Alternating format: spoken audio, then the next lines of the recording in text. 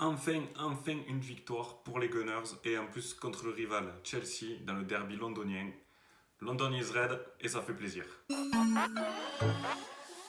Donc le contexte du match, Arsenal 15e de Première Ligue recevait Chelsea 5e pour le compte de la 15e journée. Donc 10 places d'écart entre les deux équipes. Voilà l'importance, pouvoir permettre à Arsenal de recoller à quelque chose et pourquoi pas de rêver d'une seconde partie de saison beaucoup plus entraînante et intéressante.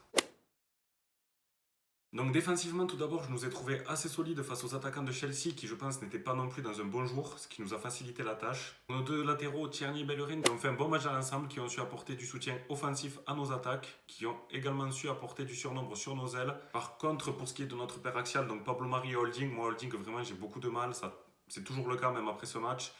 Je trouve qu'il défend loin des attaquants adverses, qu'il n'est pas assez agressif. Il a un placement également douteux. Donc pour moi, Holding ne doit pas être titulaire dans cette équipe d'Arsenal. Encore une fois, je le répète. Il a quand même fait 2-3 bonnes interventions, mais pour moi, c'est trop peu pour pouvoir prétendre à une place de titulaire dans ce back four. Pablo Mari, quant à lui, a été plutôt bon dans l'ensemble du match, mais après un carton jaune très rapidement dans le jeu, ce qui aurait pu lui coûter cher par la suite. Il a su gérer, mais du coup, un défenseur qui prend un carton jaune, on sait qu'il ne défend pas pareil le reste du match. Et il a également été l'auteur de la faute sur le penalty en fin de match qui aurait pu nous coûter cher et qui aurait pu nous mettre le feu alors qu'on menait 3-1. Donc un milieu de terrain intéressant également, mais perfectible. El Neni, pour moi, il a eu un match en dents de scie. Pourquoi ? Parce qu'il a été quand même en difficulté. Il a été souvent débordé, souvent en retard, pas forcément dans le bon tempo, mais en même temps, il a effectué un travail de l'ombre qui a permis justement à Xhaka de briller. Et Xhaka a brillé. Incroyable. Noël existe. Alors Xhaka que j'ai trouvé très très bon dans la relance, qui a réussi à faire des passes qui ont cassé des lignes.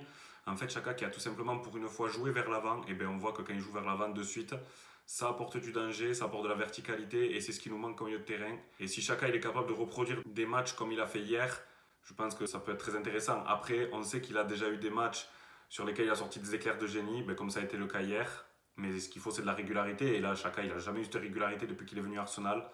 Mais bon, je me dis pourquoi pas, on sait jamais après tout. Tout le monde peut se tromper, il n'y a que les abrutis qui ne changent pas d'avis, donc pourquoi pas lui laisser une chance. Après, ça ne changera pas, moi, pour l'instant, mon point de vue sur lui en tout cas. Je pense qu'un bon match, ça ne peut pas effacer des dizaines de matchs où il nous a mis en galère, où il nous a mis en difficulté.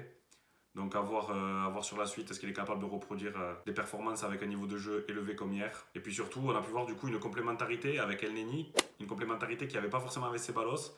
Mais c'est vrai que, voilà, comme je l'ai dit, El Neni il a fait un match en dents de scie. Mais c'est quand même lui qui a comblé toutes les lacunes de Xhaka au milieu. Mais c'est peut-être justement pour ça qu'on a pu avoir l'impression qu'il était débordé dans ce match. Mais pourquoi pas continuer à aligner ces deux en attendant le retour de Thomas Partey. Et voilà, Granit Xhaka qui est également gratifié d'un coup franc magistral, magnifique. Le but du 2-0, juste avant la mi-temps. Et donc on a eu dans ce match une animation offensive à 4. Donc nos 4 attaquants qui étaient Bukayo Saka, Martinelli, Smith Rowe en 10 et Lacazette devant. Donc une attaque sans Pierre-Emerick Aubameyang, mais qui a drôlement bien fonctionné. Avec Martinelli et Saka, nos deux faux follets, qui ont donné le tournis à la défense adverse. Ils ont vraiment réussi à mettre la défense adverse en difficulté, notamment par des appels en profondeur, la répétition de ces appels-là, la répétition des mouvements rapides, fluides, et également du jeu rapide au sol.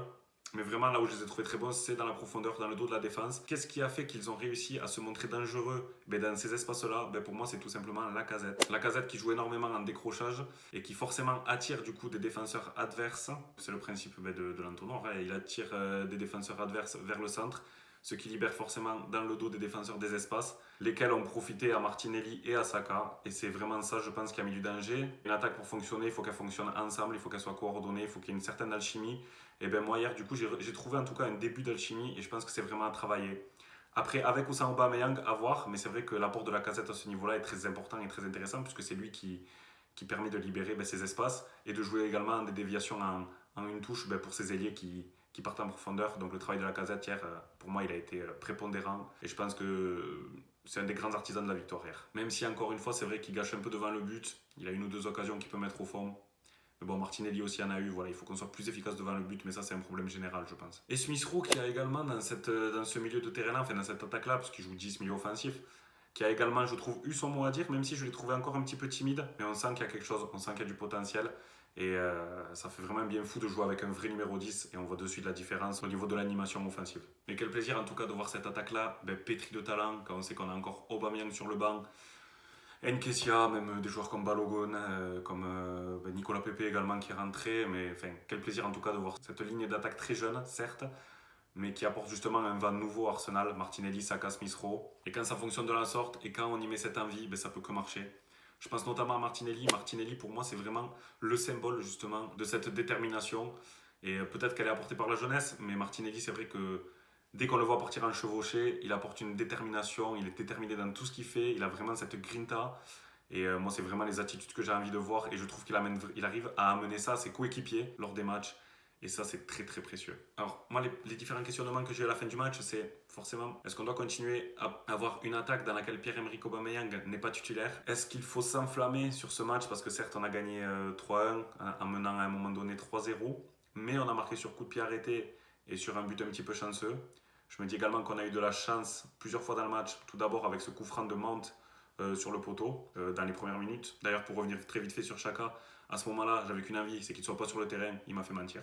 On a eu également de la chance sur le penalty qu'on obtient, avec une faute très très légère. Pour moi, en tout cas, c'est mon ressenti. Et sur les ralentis qu'on a pu voir, moi je trouve ça très léger quand même comme contact. Mais on a eu de la chance parce qu'il y a eu le penalty. Pour une fois que la VAR nous est favorable, ça fait plaisir aussi.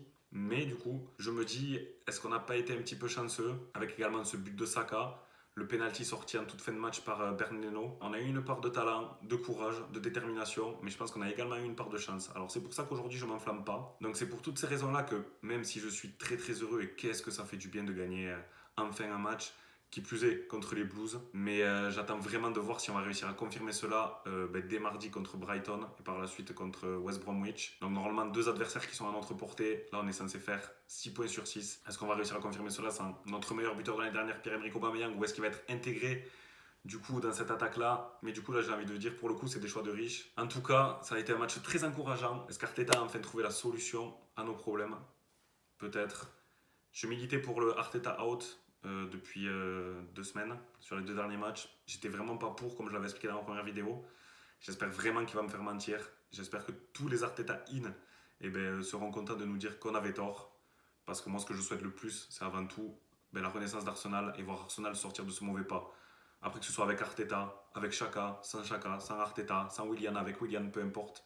Moi, le seul truc que je veux, c'est voir Arsenal s'en sortir. Et en tout cas, là, il y a des pistes. Et je pense que c'est encourageant pour la suite. Mais voilà, contre Brighton, on aura vraiment des éléments clés de savoir si oui ou non Arsenal en est capable. Et du coup, on se retrouve pour la prochaine vidéo très bientôt. D'ici là, portez-vous bien et come on Gunners! Donc voilà, j'espère que vous avez apprécié cette vidéo. Si c'est le cas, n'hésitez pas à vous abonner. N'hésitez pas également à commenter et à liker, ça nous apporte du soutien. On le répète à chaque fin de vidéo, mais c'est vrai que pour nous c'est important. Ça prouve que le contenu qu'on fait réussit à vous plaire et à vous intéresser.